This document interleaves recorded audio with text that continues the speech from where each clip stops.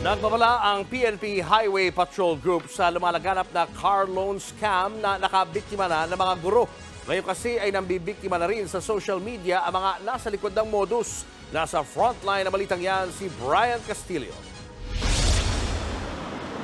Agaw pansin ng mga nakahilyarang sasakyan sa tapat mismo ng tanggapan ng PNP Highway Patrol Group sa Camp Crame sa Quezon City. Bagong-bago pang itsura ng ilan at wala pang plaka. Pero ang mga sasakyan yan naging bahagi raw ng panibagong labas kasa o car loan scam. Karamihan sa mga nabiktima ay mga guro sa Pampanga.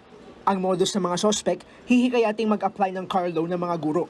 Pagkatapos ay papangakuan nila ang mga biktima ng dagdag kita sa pagpasok ng kanilang sasakyan sa ride-hailing company o car rental. Pero ang ending pala, ibibenta ang sasakyan. Unaware po kasi sa kanila, they were enticed na to make this loan in favor of a certain amount of money parang sila lang ang nag-apply ng loan pero iba ang kukuha.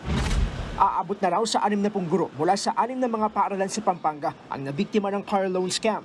Iniimbestigahan na rin ng PNP ang posibilidad na may mga kasabwat na ahente ng kotseng sindikato kaya mabilis na ipoproseso ang mga papeles para mailabas sa mga ito.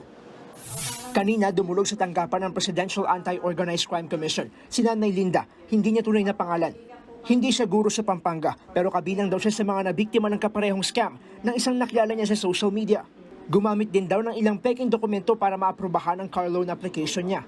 Napeke nila na hindi naman po ako ang manager ng ganito, ng mga kumpanya kasi isa lang po akong labandera at wala po akong kakayahan na kumuha ng sasakyan. Ang problema, nakasuhan na raw ng estafa si Nanay Linda dahil sa kanya nakapangalan ng sasakyan. Aminado naman si Linda na napakapit lang siya sa patalim lalo't hindi raw sapat ang kinikita niya sa paglalabada.